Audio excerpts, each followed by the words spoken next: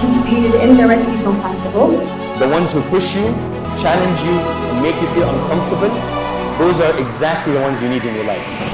So 10 years ago, I sat in a classroom on this campus, and I asked myself a question. What am I supposed to do in my life? I didn't figure it out here, and I actually didn't figure it out in university. I'm 27, and I'm honestly still figuring it out. But here's what changed everything. I stopped thinking and waiting to figure it out before I actually started. And that takes us to our first lesson of the day. Start before you're ready. When I was 15 in this school, I started my first little business. Reselling clothes online, back when most people didn't want to use their credit card on the internet. No business plan, no mentor, and just a hunch. And I learned something, is that you learn more by doing than by planning. And here's the road since. So from there, I kept going. You know, I started my first marketing role in Toronto.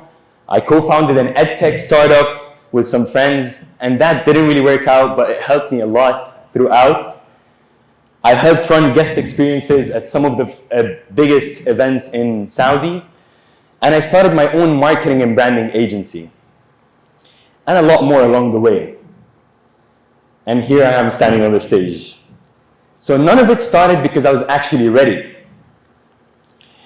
It started because at some point, I decided that imperfect action beats perfect planning. So you can spend 10 hours thinking about what you want to do, or you can spend 1 hour actually doing it. One of those teaches you something real, and the other just makes you feel busy. Here's what 1 hour of doing actually looks like. Back in 2021, I started a Ramadan Iftar Sa'im initiative with a small group of friends. It was something small. We didn't have a plan. We just kept going. That small thing kept growing, and it became Subha, which currently has over 500 volunteers. We've delivered over 35,000 items to people in need, and we've raised over 370,000 riyals in the past 5 years. Alhamdulillah. And what I learned from that is that you don't need permission. You don't need the perfect plan. You just need to start. And keep in mind something. Not everyone who's fun to be around is good for your future. The ones who push you, challenge you, and make you feel uncomfortable, those are exactly the ones you need in your life. And that takes me to the fourth lesson. That is something that took me long to kind of understand and comprehend, and honestly, I'm still learning it. It's that when things start working, it's easy to let everything else slide. You know, your health, your faith, your peace of mind. You tell yourself, I'll get to that later, but realistically, it can't wait.